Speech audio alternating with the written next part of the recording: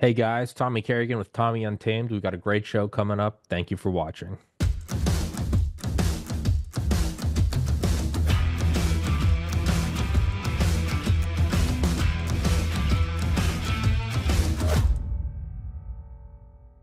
What's up, guys? Thank you for watching Tommy Untamed. We're going to take a quick break and give a shout out to the sponsors who support the show and make it possible.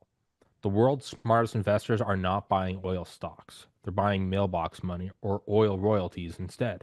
I'm talking about passive income that shows up month after month, starting with as little as $25. Visit KerriganOilBoom.com to discover how to tap into monthly royalty checks from America's most productive oil basin. You don't need to be wealthy or connected, you just need a regular brokerage account. That's KerriganOilBoom.com to learn how you could start collecting oil royalty checks every month. Heaven's Harvest Prepper Food, 72 servings per pail, 25 years shelf life. I've had the owner Clayton on the show before. He's a God-fearing, America-loving patriot. Get one of these, get a couple of them, throw them in your basement. It's good to have it, not need it, than to need it and not have it. If you don't want to do that, you can get their seeds. You can plant your own garden, so you don't even have to keep buying them. You can just get the goods and start your own, or you can even get freeze-dried fruits and vegetables like bananas, apples, strawberries, and raspberries. They support the show. It's an honest product. It's a good safety measure to have, and they keep my show free for you. So I'd implore you guys to please go to heavensharvest.com, use the link in the description, promo code TPC. Axios Fitness Coaching is a premium resource for holistic strength and conditioning services. Axios is best known for the Training Club, capital T, capital C, an exclusive community that prioritizes accountability, technique, diet, and nutrition. Everything you need to do to take action against the decay of the modern world. Whether you're looking to improve your physique, build strength, or just take care of your health and fitness, Axios will provide you with the solution that is effective and simple to execute.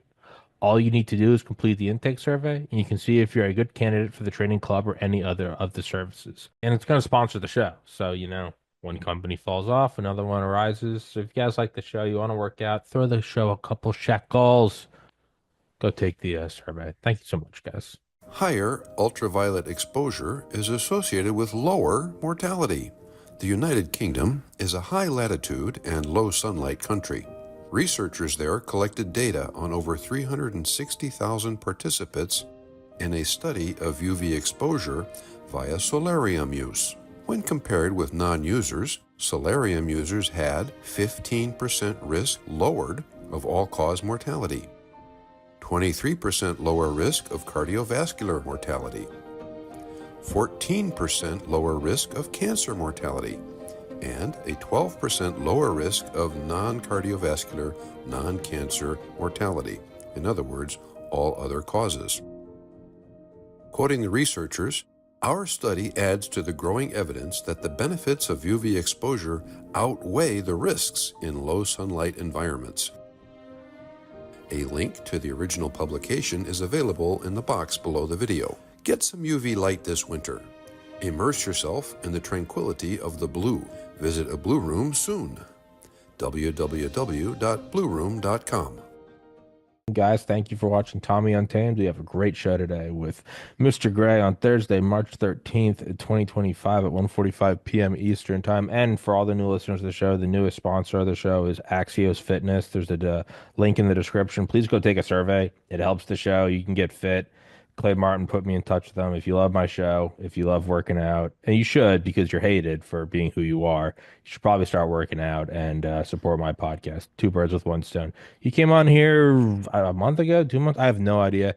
It was a fantastic conversation. We went completely down the rabbit hole, and I legitimately thoroughly enjoyed it. And so naturally, I immediately was like, get the back. It was so funny. I was like, I'm going to put you in touch with my buddy Will Ramsey. And you're like, oh, I know Will. And I was like, of course you do.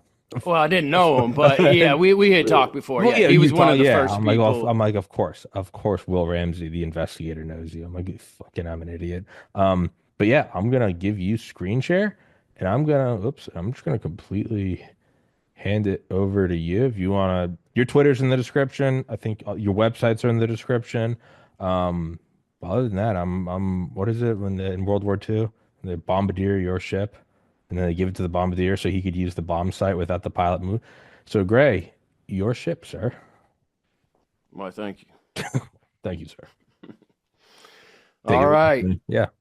So we'll get this going. So, last time I was on, we basically talked about MK Ultra, Monarch, how there's a bunch of Manchurian candidates throughout society, aspects like this. I wanted to go a little bit deeper into this and kind of give people some background on who I am, why I'm on the internet, making a fool of myself, talking about everything, and trying to rally support, right, to do the right thing. Doing the Lord's work. You're not an idiot. I'm trying to do the best I can.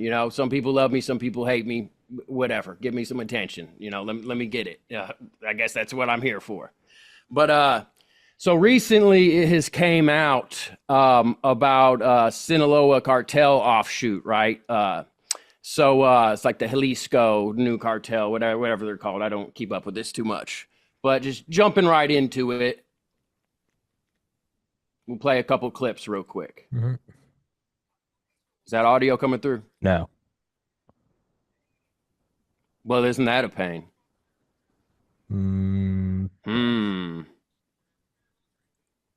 Interesting. I don't know why it's not. You want to just pull it up on your phone? We can go full boomer. Just hold up your phone to the camera. Yeah, but that ain't gonna work. So Fuck. Either way, I don't know. Sorry, I don't know why that's not working. No, it's all good. It is what it is. So I'm not even gonna fool with it. If people want to look it up, it was on Borderland. Paul Rossini.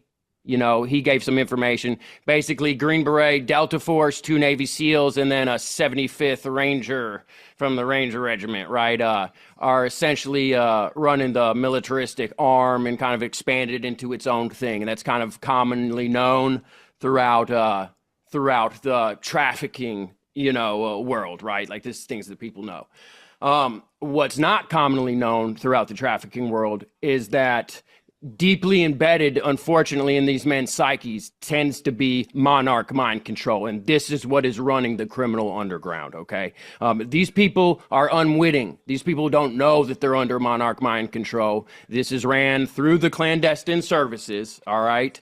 Managed through the clandestine services, but ultimately by operational subgroups, okay? They have various personnel from various outfits. And the reason for that, you got FBI, you got NRO, you got NSA, you got CIA, DIA, so on and so forth. And the reason for this is because throughout all these outfits, they get people to kind of combine the access and the powers, right? But this is even under NSC, okay? And the members of the NSC that are overseeing these, USAPs, UCAPs, unacknowledged special access programs, capped access programs, whatever they're called.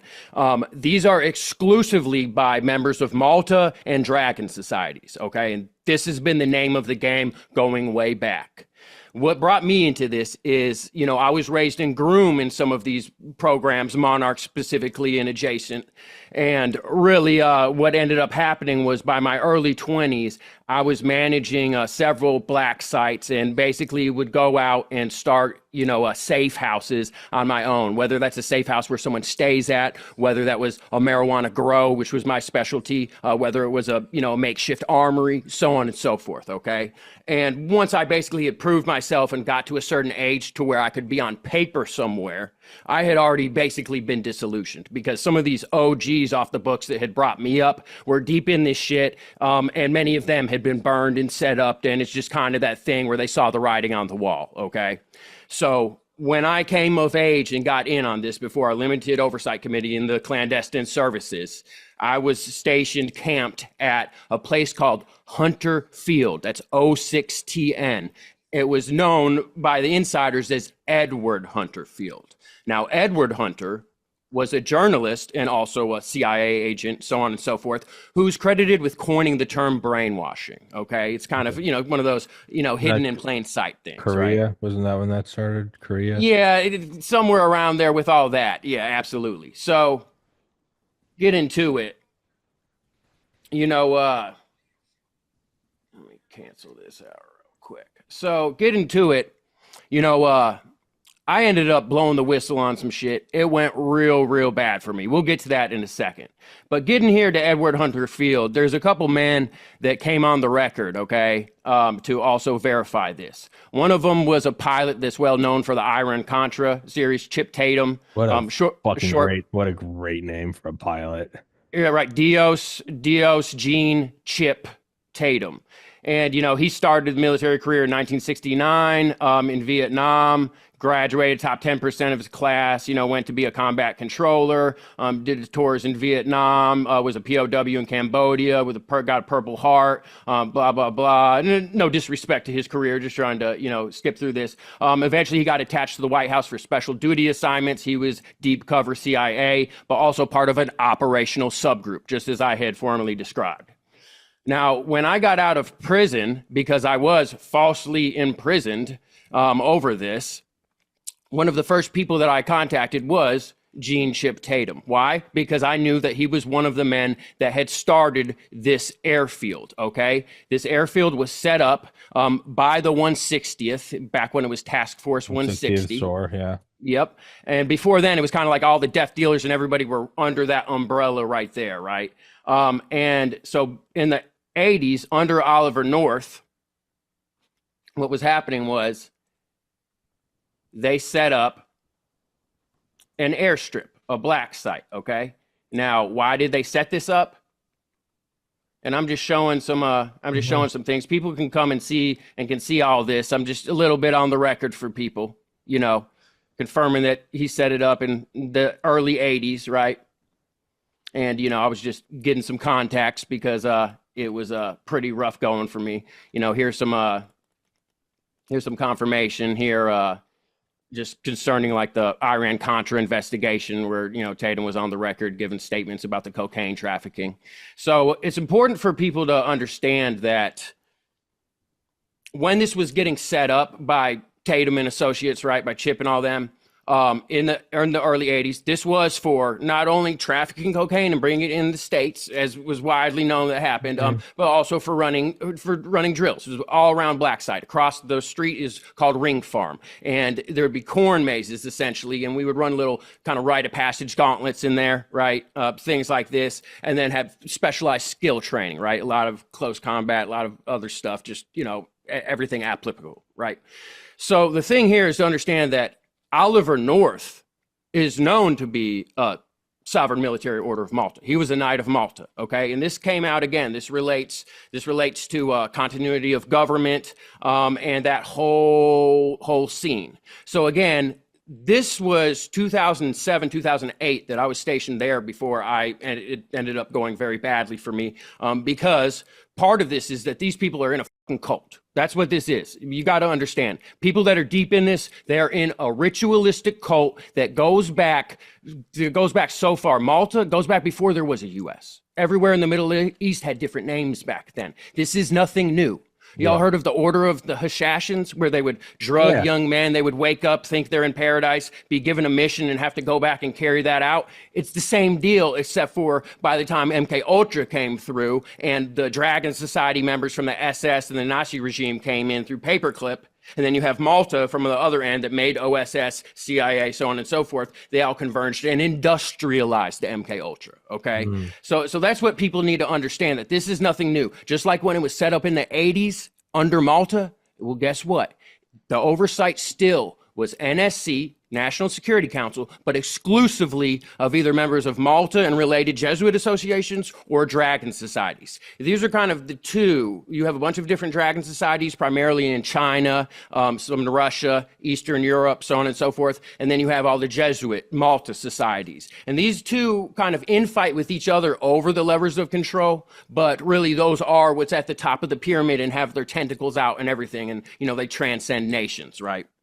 So continuing on, I know we don't have any sound here, so we won't waste too much time. But, here's just another man talking about Hunter Field and, essentially the gauntlets we would run there, So what's really going on is, like we were talking at the very beginning, like Pierre Rossini was talking about how, there's special forces running the militaristic arm of the new offshoot of Sinaloa cartel. This is a shot of exactly where I was living, okay? And you can see it's funny on the GPS that they even have the trail. And right here was like a little rendezvous drop site, or sometimes I could get picked up there. You can't see it, but it's a dried up lake bed. Yeah, you can see it. It's Hunter Lake there, and it's a dried up lake bed, enough for, a little bird to land down there. Yeah. So essentially, that's what would be going on there. Just, for people's reference, here's some pictures from inside. You can just tell this is in fact the property. This is where I was living for years. Important to note that when I arrived at this place, I was being funded through the son of the brass at Tennessee Bureau of Investigation and Tennessee Sheriff's Association. The mother and the father were at each place, right? This man, since he didn't actually make the cut here, we kicked him out of Hunter Field. And this was the start of when things went bad. At the same time, I was catching myself on security cameras in the middle of the night with pistols that I didn't own, that were clearly not mine. This is what led to me finding out that I had been brainwashed as a child and decided to whistleblow against this. That and the methods that we were using to control people being parroted against our own personnel, right? So what had happened was I started to become wildly disillusioned, and as soon as I turned 22 and got put on paper, it was really time to do what I had to do, okay? Now, going forward,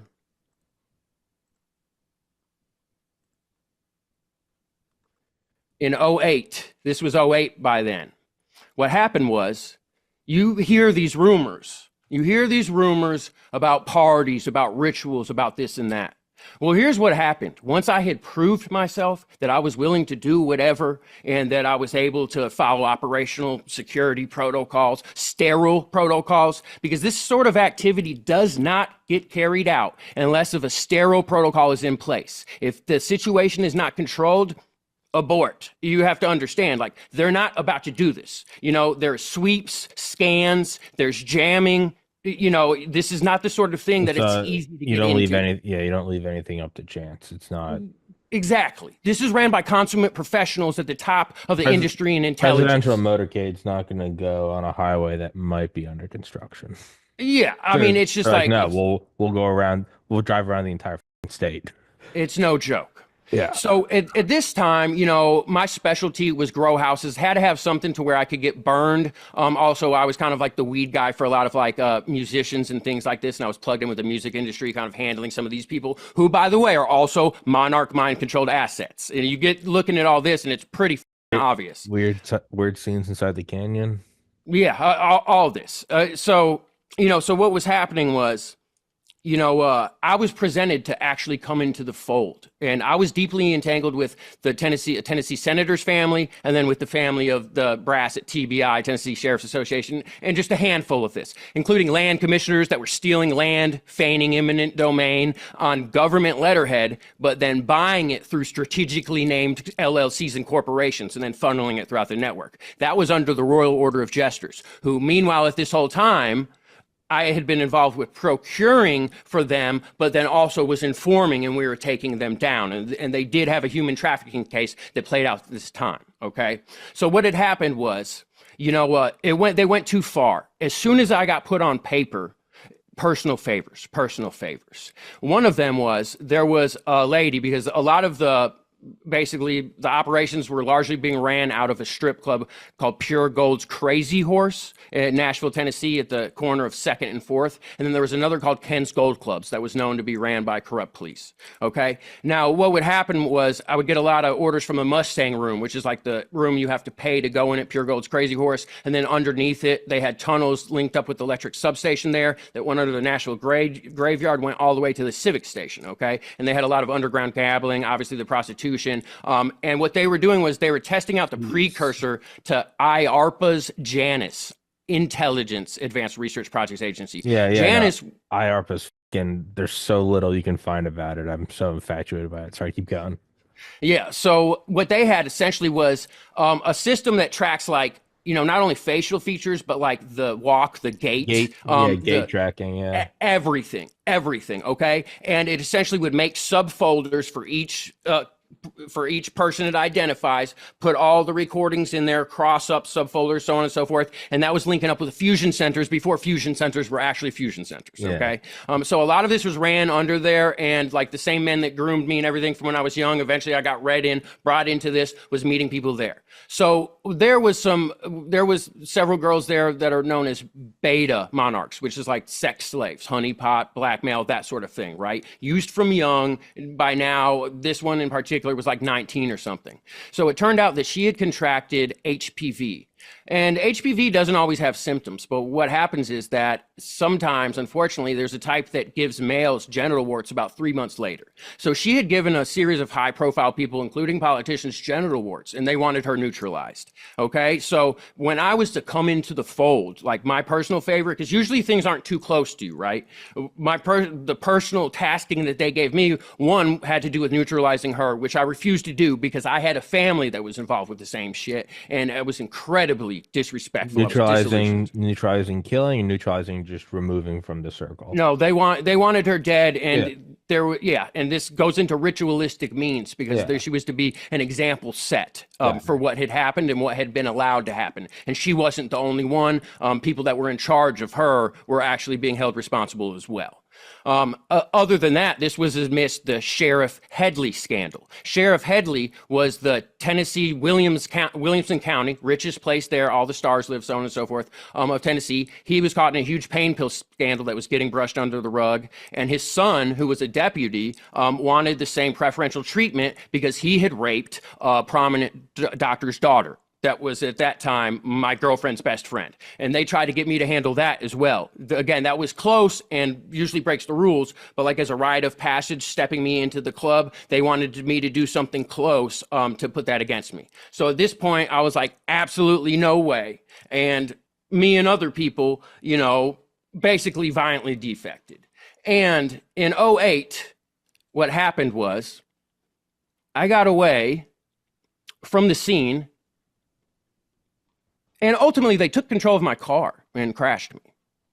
And I barely survived it. At the scene, what did they leave? A message that simply said, "Dog bite dog." Now, what happened? They procured a camera, a book bag, and a knife. Where do you think I was coming from? What do you think I was doing? Notice the trunk was damaged, unable to inventory contents. That sounds right. Yeah. But there was other people involved who actually saved the evidence for me. And once I got out, that was the start of hell raining down on me. Okay. Now, like I said, I was deeply involved with the senator's family and many others. Okay. So the senator at that time, who's now deceased, was Douglas Henry. I show a thing, it goes down here, names who his daughter was. What happened was I had all these houses. As soon as I basically bucked on them, what they did was burn me, right? Because, there's plausible deniability in place. I had these houses, all of a sudden houses start getting raided. I posted the paperwork. This was where I was arrested in the senator's daughter's car, several search warrants, mostly for marijuana grow houses were served, including at the senator's daughter's house, which was miraculously cleared, of course. And it goes into other people's family. I've just posted this because what I'm saying is serious business, and there are receipts and there is entanglement to prove this. I had been advised before I got too deep in this to have soft entanglement at least. This is the way it works in these cults, in these clubs. When you get to a certain point, there is hard blackmail pacts, blood oaths with each other. This is how it happens. This is 100%. I'm admitting to this myself. It's the most disgusting. I've rebuked it. I've denounced it. No, but it makes sense. I'm not saying it's obviously not right, but it makes sense if you're at that high level. It's no different than having destruction charges on rockets in case you fire them up and if a satellite TV rocket goes off course and it's 500,000 tons of hydrazine.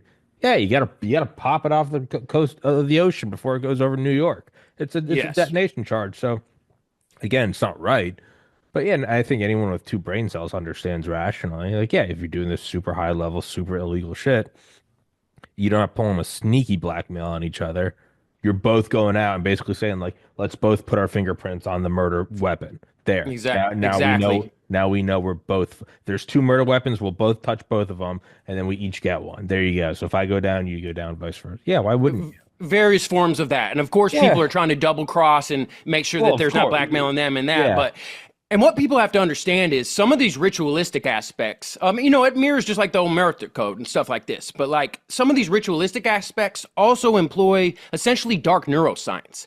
If you do something and say you carve yourself up and make a blood oath, that trauma embeds deeply, and the words that are spoken are, you're almost in like a self-hypnosis state where it really anchors in, and before you go against the grain, you're going to be reminded, your body will remind you. Okay, so besides these hard blackmail pacts and blood oaths with each other at the high level, what we start doing is softer entanglements with each other's family. So I had their families all involved with lesser crimes because I saw the writing on the wall and knew that I would be getting burned. I actually, to be honest, when I did what I did, I expected to die. And I almost did. I was lucky to survive. And probably the only reason I'm alive to this day is because of literal dead man switch. Okay? Because what was happening is, let me get there to what's happening. But going on just a little bit further.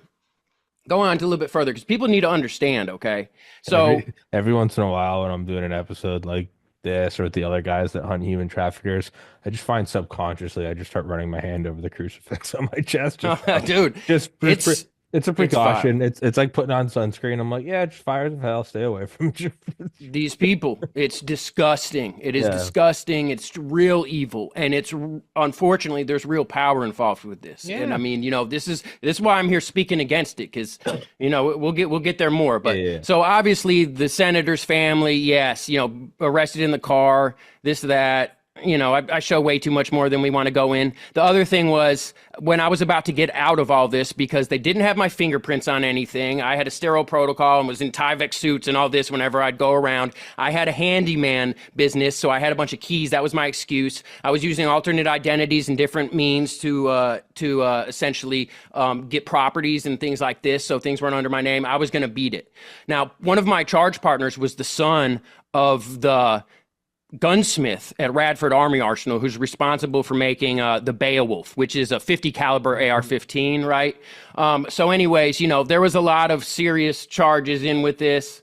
They're trying to revoke and revoke and increase bonds, blah, blah, blah, blah, blah.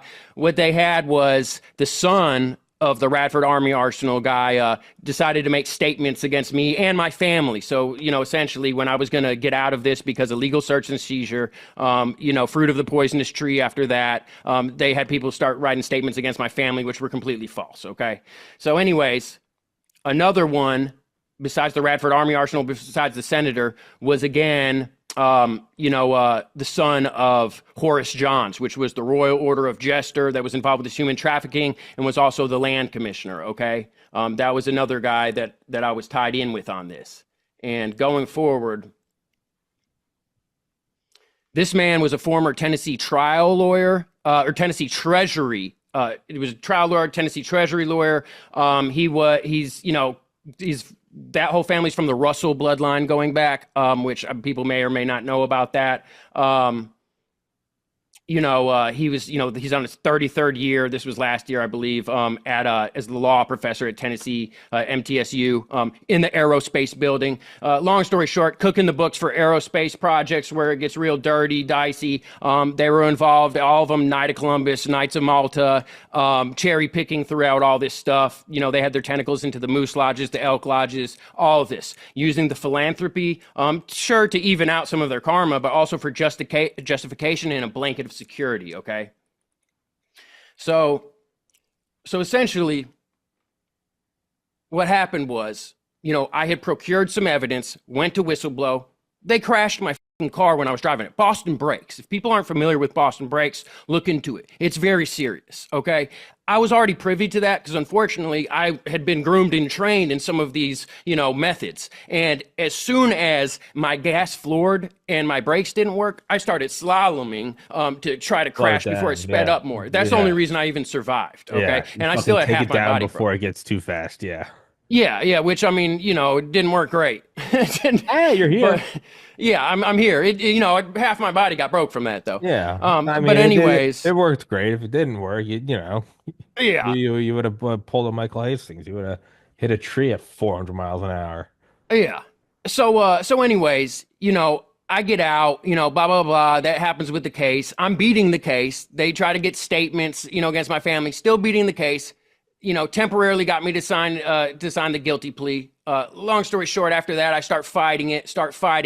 And at that point, I had even contacted the FBI because here's the thing: is of course, we had all sorts of documentation of the people we were running through Hunter Field. Okay. This is very serious business. Just like you have people running these cartels and getting training, like there was, rites of passage taking place there at Ring Farm, and there was specialized skill training for these people that will go on to, whether they are managing through the clandestine services, like I said, through, the operational subgroups, so on and so forth, eventually to the NSC and the Malta and the Dragon Society members. But through all them, there was a lot of managing and using street gangs for enforcement, right? Using them as a proxy for enforcement and to, control the trafficking trades. Same with motorcycle clubs. Deeply involved with the motorcycle clubs, and obviously intertwined through the Knights of Columbus, Malta, Moose Lodges, Elk Lodges, all of this, right? So, there would be key personnel getting trained there, and that's kind of like was a major hub there, and it was close also to basically Fort Campbell satellite location, which is the experimental farm lake there. So a lot was going on. There. You have the Scarab Society involved in Tennessee, which is kind of like a sister brother thing to Skull and Bones. It's just, all these secret societies, all these clubs, there's cherry picked people, and whoever's useful in their area, they get brought up. You only get brought up if there's blackmail against you, if there's plausible deniability, and they can cut ties if they need to, if they can sever that hand. So, I ended up getting falsely imprisoned for 2 years. Now, people say falsely imprisoned. How did that happen, right? Well, let me show you how that happened, because I'm not just talking here. How that happened was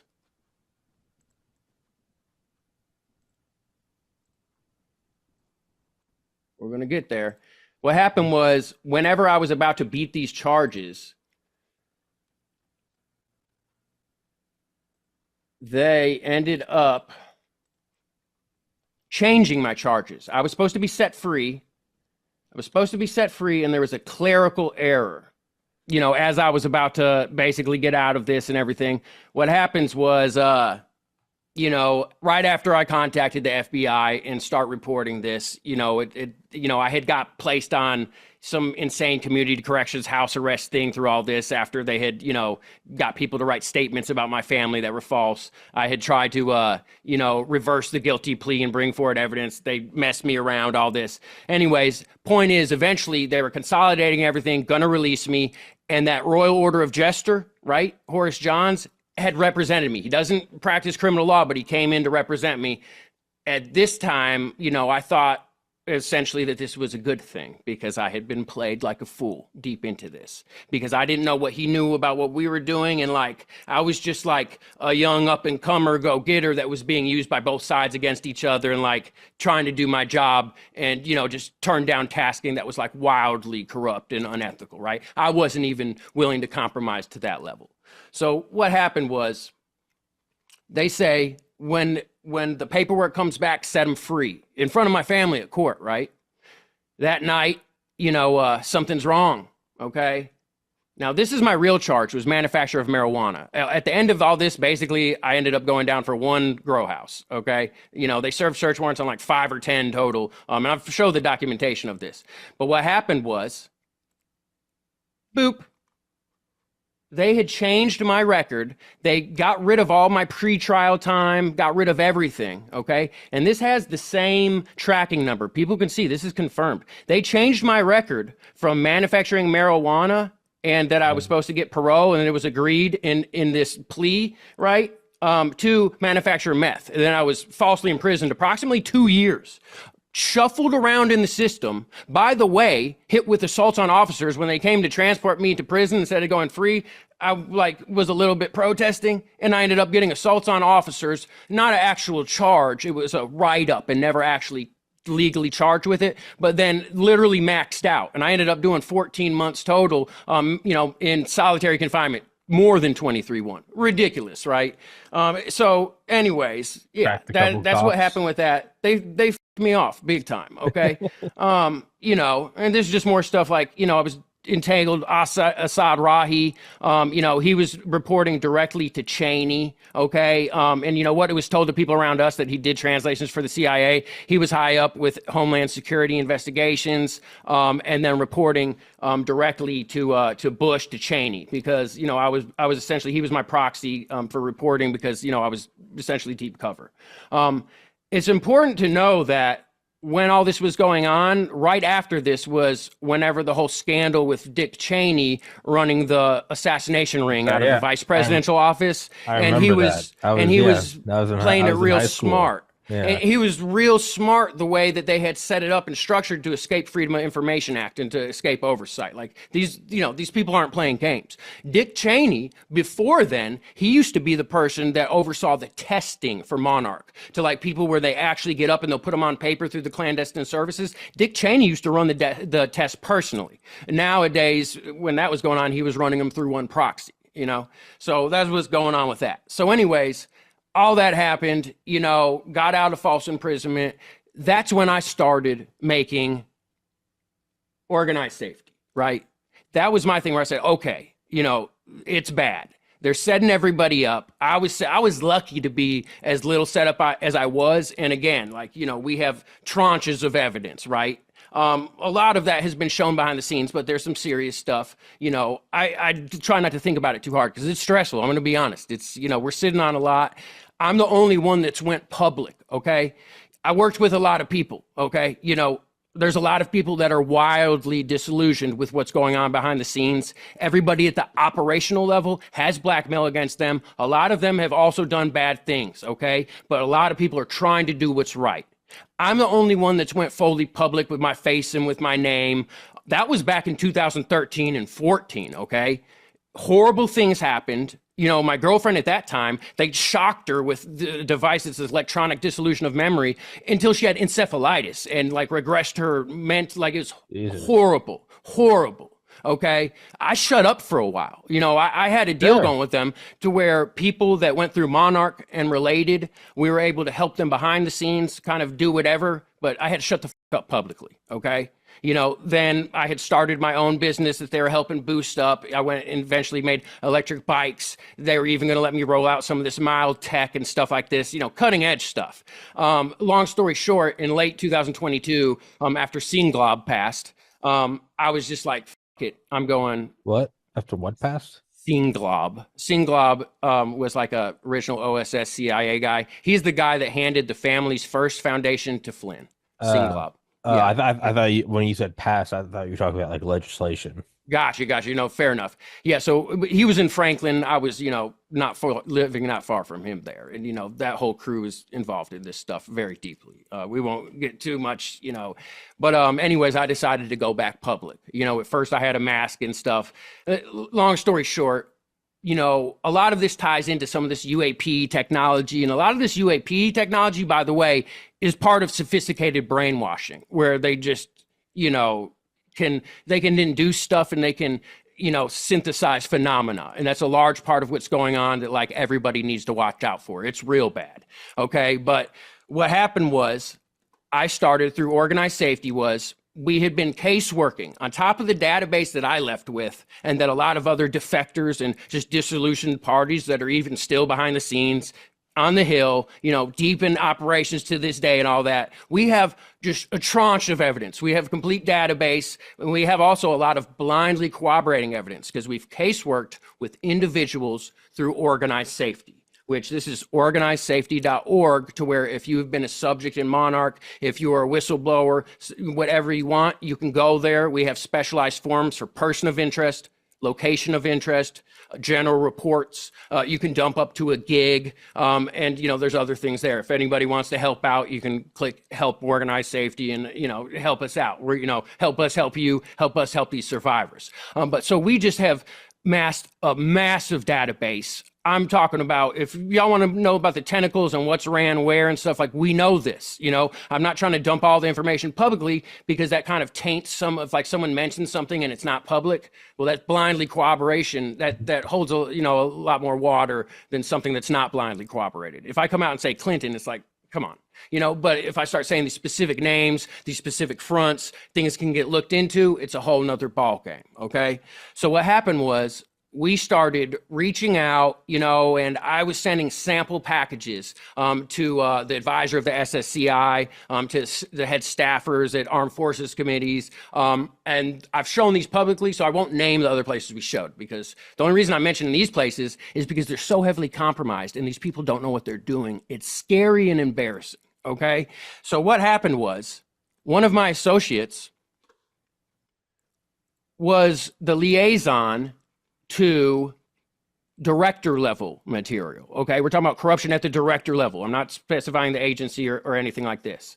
So I have kind of showed some of this redacted, and, you know, where I talked to a couple of journalists, where I talked to a couple of bureaucrats, things like this, and we're sending sample packages of evidence. And these sample packages of evidence, you know, are just like, you know, like you'll have, hey, we're talking about a Raytheon subsidiary, and we have, you know, a corrupt personnel here. We have like a co-worker that has information about him, some people from his own family. We have the safe house address. We have this, we have that. You know, that's one package. Okay, show them that. Okay, then we have this over here. You know, I don't want to get too public because, like, this is serious business and people got seriously messed up over this, okay? What happened was, while this was going on, I was still in Tennessee. Okay, I was in Tennessee running my electric bike business that was absolutely booming, okay? And what happened was, well, two things. First, they sent a homeless person that they unarmed and told lies about me, you know, to my place, and it endangered me and my staff, you know, and my employee. So that was a problem. And what do I look like? Well, like, what am I going to do? Am I ready to defend myself? Sure, I'm going to defend myself. Am I scared? No, I'm not scared. But, like, I don't want to hurt an innocent person that thinks he's doing right. And also, like, there's unlimited of that. It's very easy to pick up a homeless person, a homeless vet, or someone else, or, you know, pawn off something through like a local gang. Just, it's easy to get someone messed up, or at least to have someone shoot up a place or whatever. Like, I'm not looking for that problem, right? The other thing that happened was, a doctor from Alaska came stumbling in, nervous, you know, barely could get it out, telling me that I chose cancer. Telling me that I chose cancer and explaining the process of how it transmits. Yeah, remotely. And told me that I would be getting cancer, aggressive, fast-acting cancer. And this, unfortunately, is a known method of retaliation. And I really hate to report that one of the reasons that I went fully public and I'm putting this out was because within 24 hours of sending a certain sample package to multiple bureaucrats and journalists, right? I was out jogging and literally there was a pop above my head and a bird dropped it dead, okay? I'm not playing. And guess what? At the same time, within 24 hours, one of my associates got hit with something, including his wife. They had to take her to a facial surgeon. Okay? This is no joke. My other friend that was a liaison for the director level, he passed suddenly. He was in perfect health, approximately 40, and he died from fast onset and fast acting cancer. Okay? This is what's happening to whistleblowers. While they are parading whistleblowers that are only speaking out through authorized Dopser material, that are still bound by NDA, that are actively on the government payroll, that aren't talking about any of the real information. They are giving a canned story to the public so they can roll out this new technology that they've already created what's known as ICD-10 codes for. That's medical insurance coding for anomalous health incident, for Havana syndrome. These were established at Skinwalker Ranch, and the interference syndrome study at Skinwalker Ranch by Dr. Christopher Kit Green, a foremost mind control doctor that was apprenticing under Puharich, which was, again, a foremost mind control doctor, okay? What's not known and what the public needs to know is that these groups of whistleblowers that they're parading are part of Monarch and adjacent programs. Most of them are unwitting, but they're under the thumb on the payroll. Some of them are witting and were involved with crimes against children. All of these people are pushing for amnesty for whistleblowers and all this. Look, we need amnesty, just like, of course, I want amnesty for certain things. But the issue is we don't want to give, obscure amnesty clauses that allows perpetrators to parade themselves out as whistleblower heroes and then be exempt for the crimes they did while they're profiting from it. This is ridiculous, okay? We're in the middle of a heavy technological takeover to where all these ways of old with the rituals, with the blackmail, with all this, it is now automated and controlled, okay? And they're consolidating the power. And essentially you have these top two groups that are infighting amongst each other, okay? It's very ugly. And what we need now desperately is for true whistleblowers to step up and actually speak what's going on. But it's not safe. I understand, okay? But that's why we designed organized safety. Because what we do is people submit their information there, okay? And it blindly corroborates. When we have blindly corroborating, say 10 people have information that paints a picture together. Well, just Proton email address, as secure as it can be. If things corroborate, then the ones who corroborate will get contacted, discreetly through Proton email, whatever email you leave in there, say, hey, we got some corroboration. Do you want to link up through a liaison? See what we can do. Put it together and then come forward in a fashion that's protected and credible and effective. What they're trying to do, the way that they're working with whistleblowers and everything, and going in through the oversight committee, through, SSCI, through all this, they are, one, parading their own groups that are already compromised and controlled, and two, they are picking up stray people that are, if they're not controlled, they're not compromised, if they can't be contained, right, then something bad is fixing to happen. And they isolate them. They get them as separate as possible, okay? These places, there's no reason for them to carry out what they're carrying out in the unsafe way that they're doing. It's by design. And if you speak with anybody that's a serious guy, if you talk to the SSCI, if you talk to these senators, if you talk to the House Oversight Committee, they don't know what they're doing. It's embarrassing. It is scary, okay? We have an intelligent way to do this, to where we can actually brief people through the 1995 ACHRE, through subsequent information, stair-step them into knowing, hey, mind control is a thing. Hey, these projects include mind control subjects, and that's the way they keep a lid on this. These questions need to be addressed. If this isn't addressed, there's a big problem here. We have an intelligent way to do this.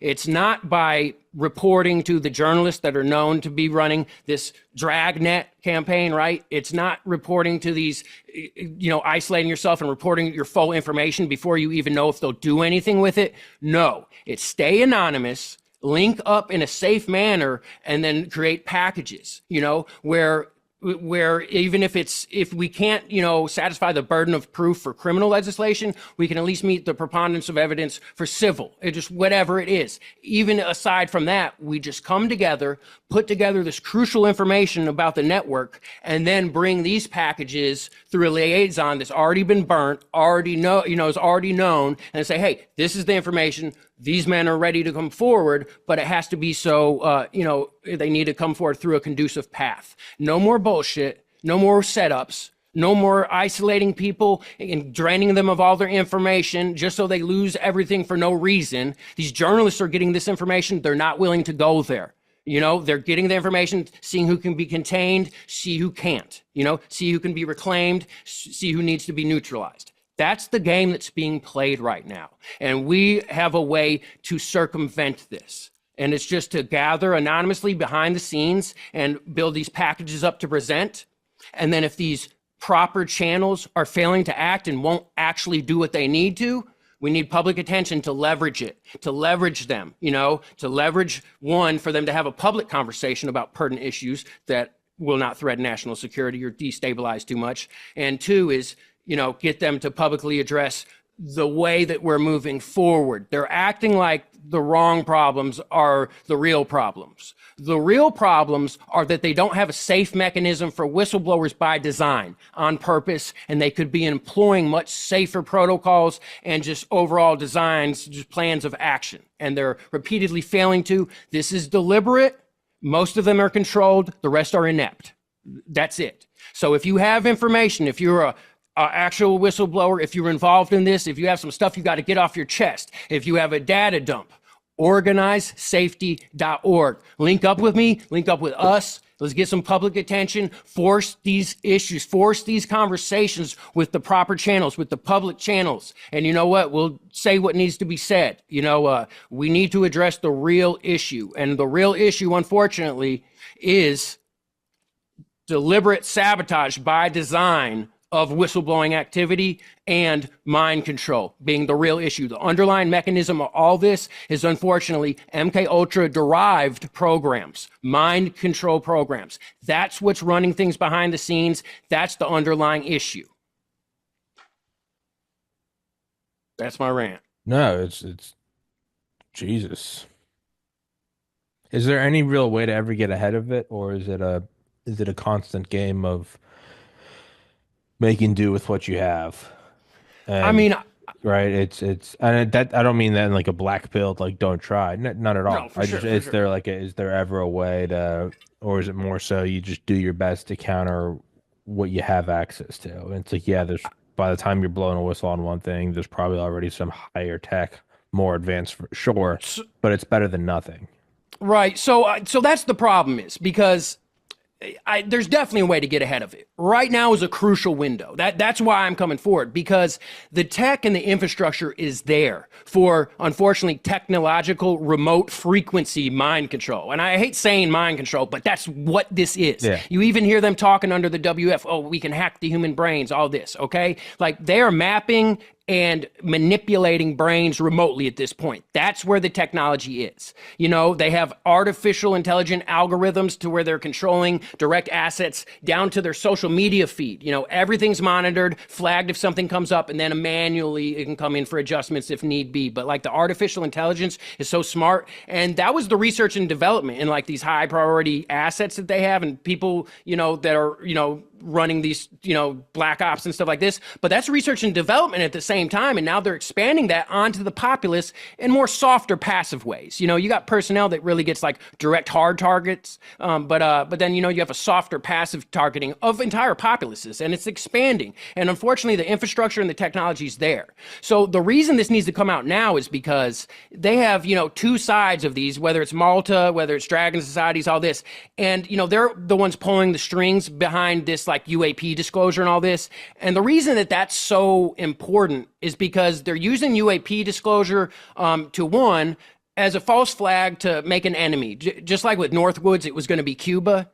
They're making the NHI an unknown enemy. They want to pass a Digital Patriot Act, right? They want more, to basically excuse these surveillance grids, to, all this. And these surveillance grids also double as, remote manipulation grids. It's all about frequency manipulation. That's what everybody works on, electrical impulses, okay? They understand that to the nth degree. So the problem is that they're basically rolling this out, acting like they're heroes, right? They have the groups of whistleblowers to put this information out, appease the public. There's a little bit of this Epstein Diddy stuff coming up. People already aren't happy, but they're serving up a little bit as a sacrificial lamb, saying, hey, we're cleaning things up. We're actually going against this.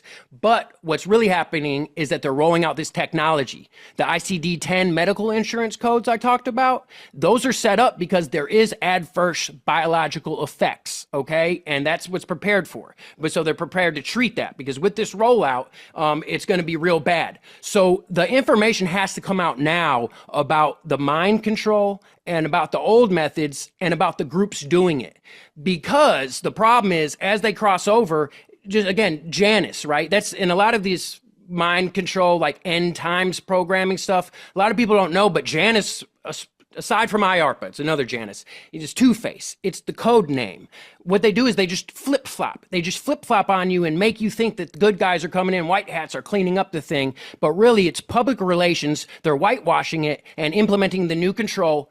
But the same ones that were running the real gruesome elements, are still in charge. The same groups, the same societies are still in charge. And that's what needs to come out.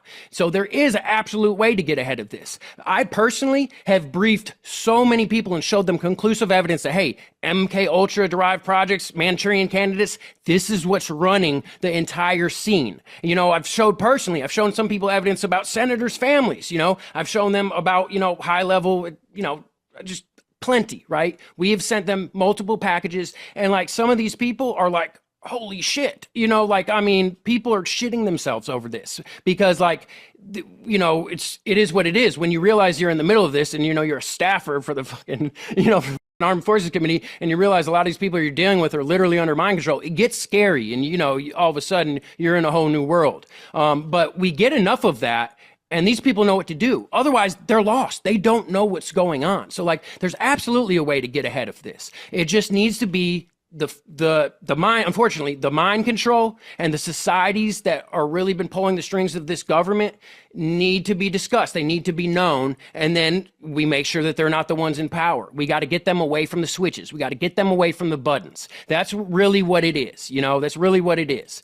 So there's absolutely a way to get ahead of this. It's just that the public attention, the public conversation needs to be on the right things. The true power, not the figureheads, not the front-facing public relations, scapegoats, whether it's for something good or bad, not the presidents. You can't not to ignore them, but the real power is behind the scenes, and it long has been. Power doesn't like the spotlight. So just like the common sense needs to be discussed. Hey, these mind control programs are running. Hey, these are the people pulling the strings from these societies.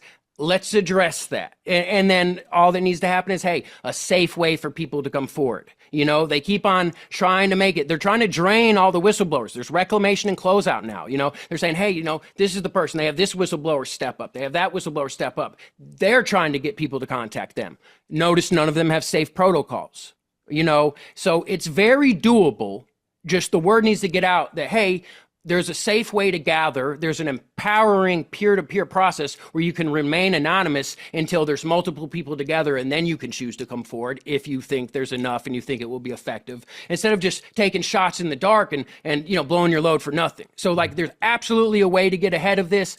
Just the principle, and that's what organized safety is. It's not just, we don't want a monopoly on this. I wish I didn't have to do this. I was living very well, and I've put up with a lot of shit. But it's all about the empowering principle of peer-to-peer empowerment. Like, that's what has to get out. There's a smarter way to do this, a safer way to do this, and more effective way to do this. Why aren't they implementing this? And we just need to push that common sense. And then I think things will come together quick, because anytime I've got to a place, and this is just me, one person, where other people are doing the same thing, where we're reaching out to this person, reaching out to that person, reaching out to this person, and we have lists. We know the assets. We unfortunately even know access codes and things like this. Like, a lot of people that I work with designed some of these systems. I mean, it's horrible stuff, but there's mythology here. And like, we're trying to avoid like massive collateral damage, because there's certain things, if things go to a certain level, people aren't going to stand for it. But people start triggering these assets, and it's a slippery slope. It's not even a slippery slope. It's a steep cliff. There's a little bit of a Mexican standoff at this. Like, we don't want war. Okay, we want peace. So we're providing a safe way to gather, a safe way to approach this. All we need is public attention, okay? And we start saying, hey, we're going to, on social media, flood this senator's, post and say, hey, you guys need to have a public conversation about this, about whistleblowers coming forward, and a safe way to do it. Hey, why isn't there a safe process for these whistleblowers to come forward? Y'all are saying, oh, we need these bills passed, but we don't. That's not the issue. The issue is the design of gathering intel and then presenting it. And it's a very fixable solution. It's just the principle that organized safety works on is anonymous tips, right? And then notifications for cooperation. Boom.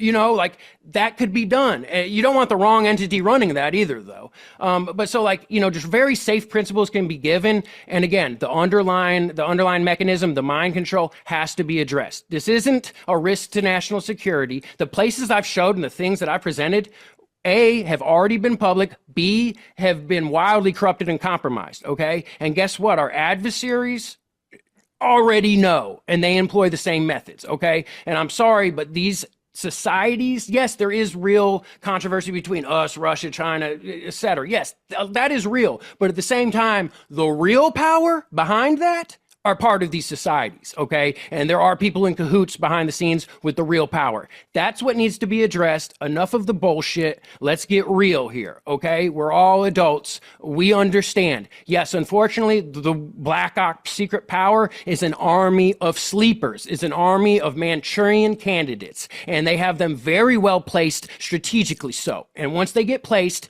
they've been basically generationally line breeding them and kind of trying to keep them, in the same territory. And you notice this, whether it's in media, whether it's, in military intelligence, whether it's, in politics. You'll notice these family dynasties, they're used the same way, just like, how NGOs are used to ping pong between government to escape Freedom of Information Act, to escape oversight. Family dynasties are used the same way, but also there's that blood loyalty, and it's much harder to leave a family than it is a job, okay? So we just really need to address this. All we need is public attention. We already have enough damning evidence, honestly, but, it's just link up. This is it. If you're a serious guy and you want to, make some noise to get the attention we need to fix this, that's all we need. Help out. You know what I'm saying? You got a data dump, help out. Let's see it. Let's paint this picture, and we're working on some serious briefing documents because, we have quite the pictures painted. Let me tell you, it's frightening. We've been trying not to release so much information because it doesn't need to be done like this. We don't want collateral damage. We don't want information come out to unnecessarily destabilize or to even re-traumatize people involved. This doesn't have to happen. But people behind the scenes are failing to act. These channels, they're petrified. They are petrified. They don't know what they're doing. They're unable. And the most of these people that are in these positions, that are dealing with the whistleblowers, dealing with pushing for justice, all this, they're controlled or compromised. I'm sorry. That's just what it is, okay? And any serious person that talks to them is going to say the same thing. I'm one of many people that has tested this. But anyways, I'm ranting on here because it's so upsetting because I've seen so many men, women, and children hurt behind this. Needlessly. All for a smaller and smaller selfish and greedy few. Bloodthirsty, money-hungry power mongers, warmongers. This is not what we need, and it doesn't have to happen. These people are desperately trying to hold on to their power, and we need to, approach this diplomatically, just by having the public conversations about the smart way for whistleblowers to come forward to expose, and the smart conversations to have. It's just, that's it. I'm going to say the same thing 100 times, but yes, we can get ahead of this 100%. It's actually relatively easy given the right attention. If this shit floods, and not the way I'm presenting it, because, I talk fast, I am personally invested in this. I'm all over the place, but if you just separate this just into the little methods, there's other people that can explain this better. Yeah, there's a lot of pushback and all this, but I'm telling you, if this gets to be the top public topic, right? You have a circle of the top podcasts, you have it trending on social media to where, the pertinent recent facts about mind control come out,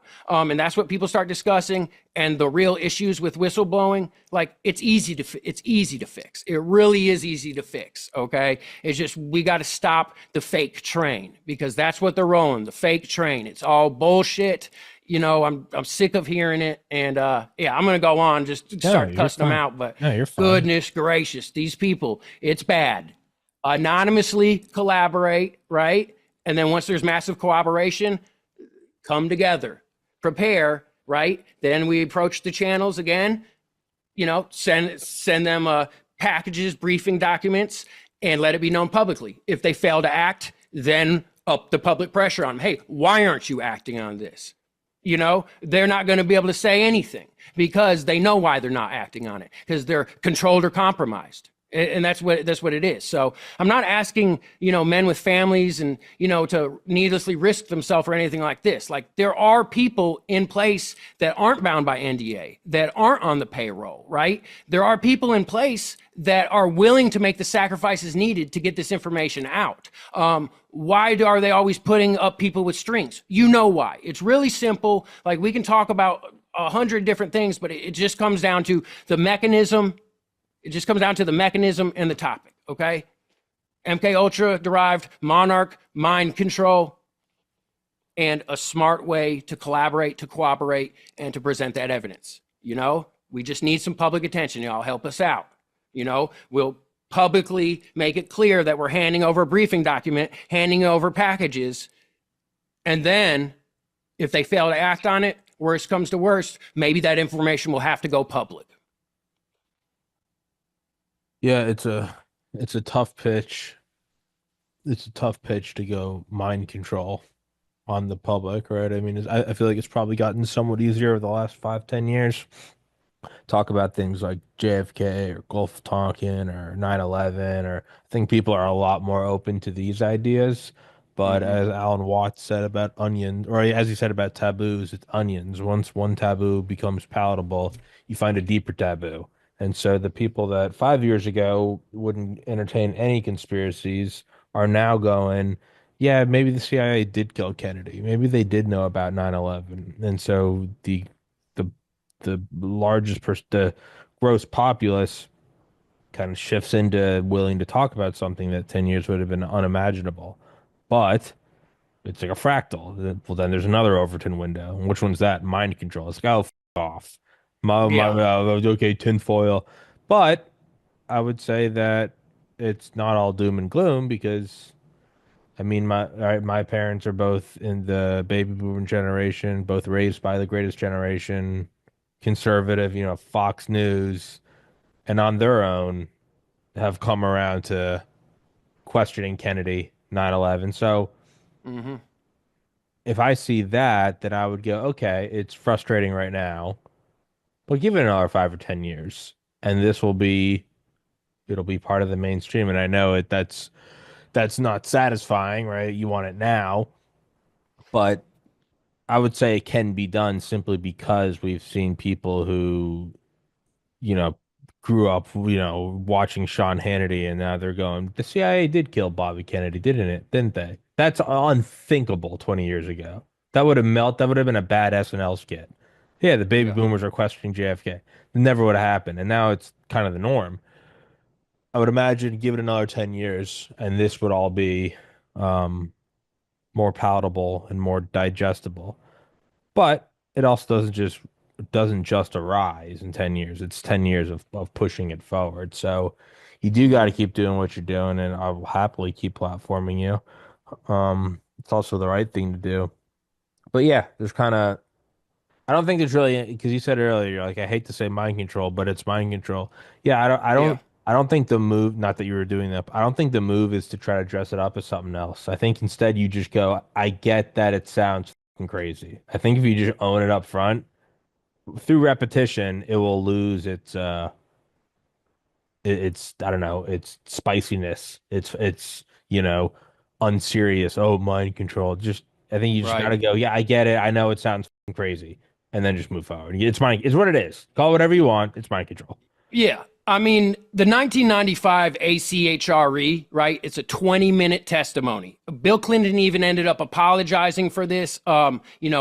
Child victim mind control. And I'm not sure if you had seen that, but that's something that I require as a first step before I even get into this discussion. Like whenever I'm talking to bureaucrats and everything, first thing I do is I send them the 20-minute clip from the Presidential Advisory Committee hearing, where this comes forward. It was in conjunction with Department of Energy, all this. So yeah, it is a tough pill to swallow, but in 10 years, everybody's going to own nothing and be happy, literally because of mind control. Like, I mean, that's what we're dealing with. It's terrifying. Talk to anybody. And that's the thing is that there are massive groups. There's a whole community of people. If people are willing to take the time to see the 1995 ACHRE, again, it's just under 20 minutes. In my opinion, it's irrefutable at that point. And at that point, that's what my work is based, inspired, and expounds on. That's what organized safety was platformed on because at the 1995 ACHRE, they had approximately 40 therapists had given information from like hundreds of clients that blindly corroborated. It gets really hard to dispute it, especially with all the link ups. And then we have some like high up witnesses, right? They're willing to come forward.